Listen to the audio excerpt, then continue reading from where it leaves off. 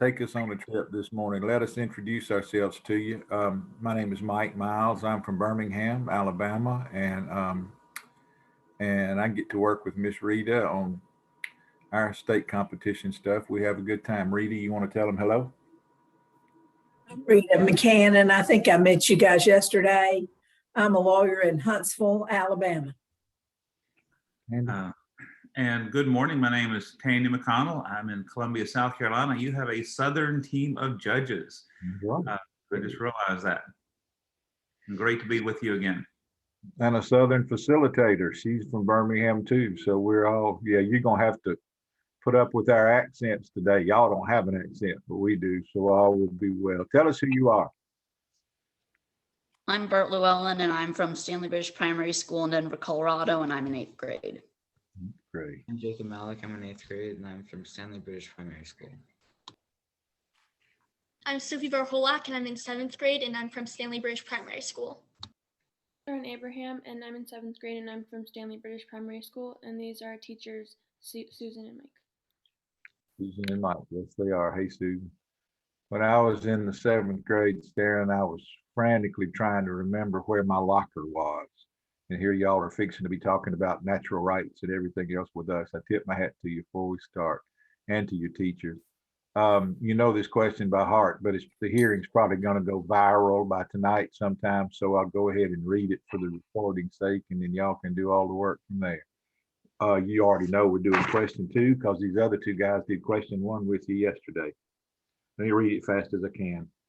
In the Declaration of Independence, Thomas Jefferson stated that, quote, governments are instituted among men, deriving their just powers from the consent of the governed. From what sources do the people derive the right to establish government? How is the consent of the governed related to the concept of popular sovereignty? Does natural rights philosophy justify a right to revolution, and why or why not? There's a question for you. And why might the principles and practices of self-government contained in the Declaration have been considered radical at the time? If y'all can do that in 4 minutes, I'm gonna tip my hat to you. You ready to go? Take over. People derive their rights to establish government from one simple concept: to prevent any person from infringing upon the inherent and equal rights of any person or their natural rights. Thomas Jefferson makes this clear in the Declaration of Independence. We hold these truths to be self-evident, that all men are created equal, that they are endowed by their Creator with certain unalienable rights, that among these are life, liberty, and the pursuit of happiness, that to secure these rights, governments are instituted among men. The Declaration of Independence clearly illustrates that the right to establish government is derived from a need to protect these rights. Additionally, Jefferson said that whenever any form of government becomes destructive of these ends, it is the right of the people to alter or to abolish it and to institute new government, laying its foundation on such principles and organizing its powers in such form as to them shall seem most likely to affect their safety and happiness. Whether establishing a government where none that had existed before, or abolishing an ineffective government and replacing it with a new one, the right to establish it comes from the need to protect people's natural rights. The dictionary defines popular sovereignty as a doctrine in political theory that the government is created by and subject to the will of the people. It came into being in the 1840s as Democratic presidential candidate Lewis Cass proposed the doctrine of popular sovereignty as a solution to the question of slavery in the new territories. Let the people of the territories decide if they wanted slavery or not. Consent of the governed is defined as a condition urged by many as a requirement for legitimate government, that the authority of a government should depend on the consent of the people as expressed by votes in elections. We can see by the very definition of these 2 terms that they are both dependent on the people. Consent of the governed requires the people to agree to the authority of the government, and popular sovereignty is an assurance that the will of the people will be acted on through direct or indirect methods. Jefferson adopted John Locke's theory of natural rights to provide a reason for revolution. He then went on to offer proof that revolution was necessary in 1776 to end King George's tyranny over the colonies. In the second treatise of government, the purpose of government, Locke wrote, is to secure and protect the God-given inalienable natural rights of the people.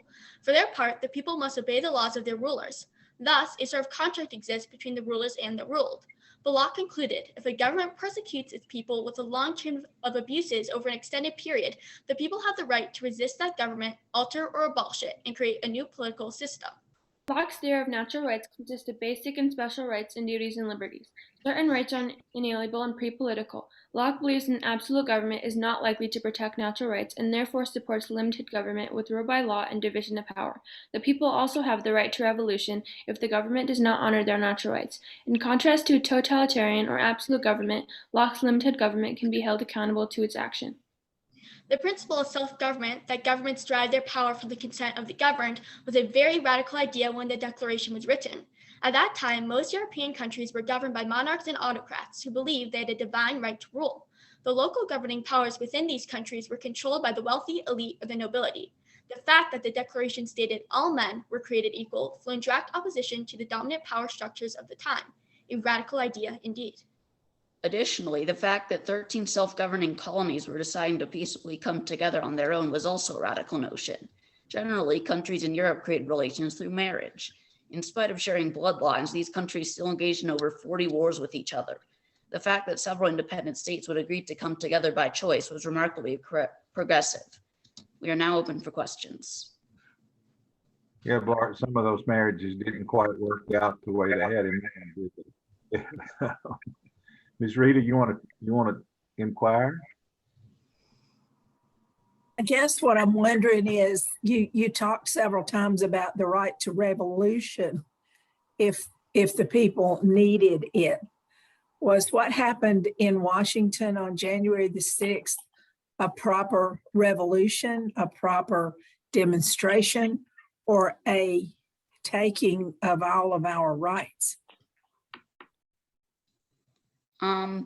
I think that the January 6th riot was not a justified revolution because it was a small minority group of extremists who aimed to just destroy the government for not upholding the system of democracy and not a large-scale revolution protesting against a government that did not uphold those notions. Adding on to my panel mate, they attacked because they were mad about the voice of the people rather than because their natural rights were not being protected. And the right to revolution has to be because their natural rights aren't being protected.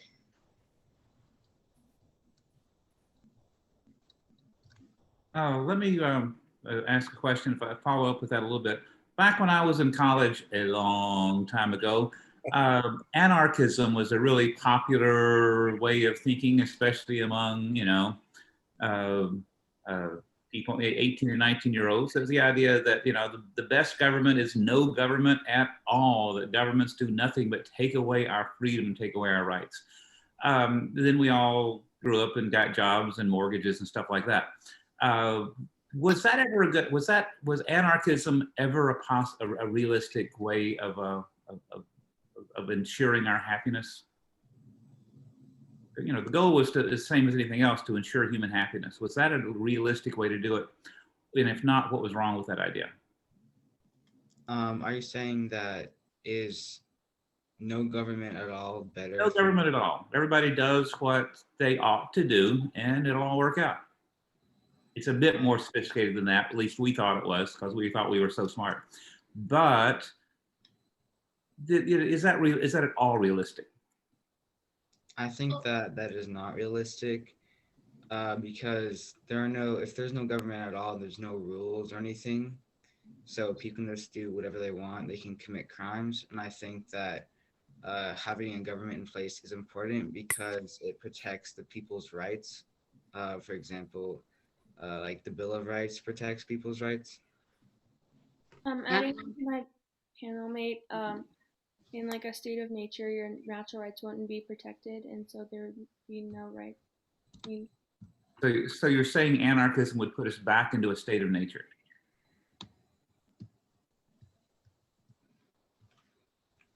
Okay, thanks very much. That's I just wondered about your thoughts on that. Thanks so much. I'm trying to think how I would answer that last question. That's a pretty good question. I'm having to think how I would deal with it. 250 years after these words were written, there are large groups of people that still don't think their rights are protected. Black Lives Matter marches in the last year and a half, where thousands and thousands of people peacefully protested to say that their lives mattered. Are there other groups of people in our country 250 years after the Constitution guaranteed everybody equal rights? Are there any groups now that still don't feel like their rights are protected? Are you asking if people about people back then whose rights weren't protected, or Now, 250 years after these words were written, are there any groups now that feel like they're still discriminated against or don't have equal rights? I think, yes, there are still groups. As you mentioned, Blacks and people of color feel like their rights are not being protected. In addition, immigrants have not been protected as well as they should. They come to America to escape hard situations, and then many of them are deported back or stopped at the border because the US thinks they can't hold them or that they pose a security threat.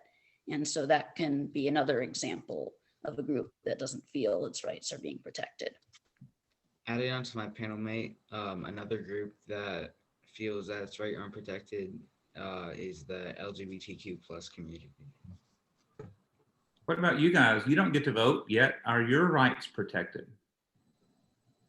You don't get, do you consent to be governed by all the rules that govern, 13 and 14-year-olds? We make you get up and go to school every day, whether you want to or not. Don't you have a say in that? Do you have a say there? Sorry, I'll be quiet. Okay. I don't think we have,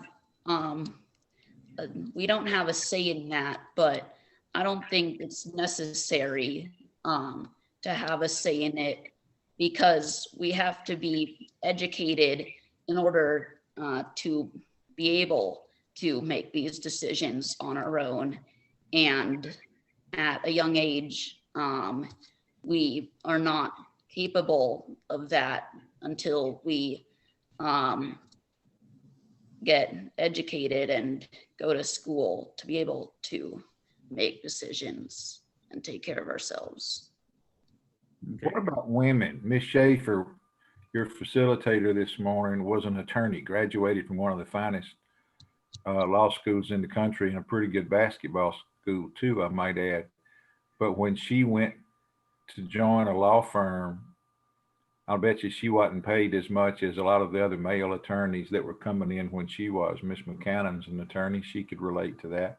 250 years after the Constitution promised equal protection under the law. Do Sophie and Saren have the same right to expect the same as men when they get where they're going? Well, we should have the same rights and we should be given the same payment, although there still are several issues and discrimination against women, like in a workplace for pay, and there's also discrimination against people of color, as we mentioned earlier. So although we all should have equal rights, there are still places of discrimination against them, which is why it's very important for us to have a say and to share our voices. What about people who've been convicted of a felony, made a terrible mistake, did a terrible thing, and went and they served their time, they served their sentence, and were released from prison? Should they get their rights back? Should they be allowed to vote, or did they forfeit a lot of rights when they made that mistake? I think if their time in prison did what it's supposed to do, I think they should get their rights back and be allowed to vote. And they've hopefully reflected back on what they did earlier in life and realized that they can make better choices. Well, I hope you're right, Bart. Miss Schaefer, thank you for the card, and thank you for letting us know that came out even. But boy, that was fun. That was fun to listen to, and we got off on a lot of things. I also think this panel agreed with you almost everything you said, which is always helpful when the judges are nodding their head back at you and saying, yeah, yeah, go man, go, go, go, go. Dr. McConnell, what do you think about these guys? It was a wonderful conversation. I enjoyed every bit of it. Trying to, I've made all these notes here. Well, it's always a good sign when I'm having to make lots and lots of notes, but then I just stopped and I stopped taking notes and started listening because what you were saying was just interesting, and it was valuable to hear, and I'm just honored to be part of this conversation. So thanks so much. What a great word. Rita? You have thought it all out, and I'm all for you saying a felon should get their voting rights back. I can't tell you how many I represent who would give anything to be able to vote. I really, really liked what all you had to say, and I liked how you worked together to say it, and how you were not afraid to answer our questions. A lot of times the questions are not obvious. Sometimes we're asking things that are maybe a little bit obscure to you, and you still made the effort, you still attempted to answer, and not only that, you answered. Sometimes I find that this stuff that we're studying is as simple as driving. You know, if you come up to a stop sign and you're really in a hurry and you'd rather just roll on through, and you look around, there's nobody there, you still need to stop, because that's what you said you do. Even though you're underage, and I got that, Bart, but when you get to driving, you're going to want that other person to stop too, so you can get where you're going safely. Our rights and our responsibilities are exactly what we're talking about today. And if you can associate it with something like that, maybe it makes it a little bit simpler. But I enjoyed what you had to say, and I appreciate you working with us today. Yeah, that last analogy was interesting. I was on the phone with Miss McCannon one day when a state trooper caught up with her after chasing her for 20 minutes. I'm not making this up. He had chased her for 20 minutes down the interstate and finally caught her and said, ma'am, you can go faster in your car than I can in this car. And she said, oh, really sorry. I'm so sorry. He chased her for 20 miles. And so it's interesting, Bart, that she would say how important it is to stop at stop signs. The brake pedal is not her favorite pedal. I can tell you that right this minute. I just kept the line open and listened for a little while she explained to the trooper that he should drive more carefully like she does. I learned a lot about judges. I'm sorry. She put together right there. Several times today, Tandy, I wanted to look at them when they got through and say, you're how old? I mean, it's astonishing to me that you can do this. We've said too many times today that there are high school students and college students that could not do what you did today. Mike and Susan don't bring us teams. They don't over the years unless they really liked the team and wanted to spend the extra time with them, and unless they thought they could compete at this level. And they were right about you. I know why they like you. You can compete at this level, which means that you can compete at every level that you rise to. You can compete at that level if you can do this now. Let me encourage you to stay in touch with these two. Stay in touch with Mike and stay in touch with Susan. If you're making a decision in college about where to go to school, if you're making a decision in college about what to take, if you're making a decision about how to finish an essay, they've obviously given you some pretty good advice about how to do that. Tandy, I thought their essay was pretty darn good. Good. And they're obviously having a powerful, positive influence in your life. Stay in touch with these two and let them continue to be a supportive influence in your life in years to come. I'd give anything in the world if I could have done what you're doing when I was your age, because you are getting it. You not only know stuff, but you know how to apply it. And you showed us today why the two of them like you so much and why they wanted to bring you to meet us.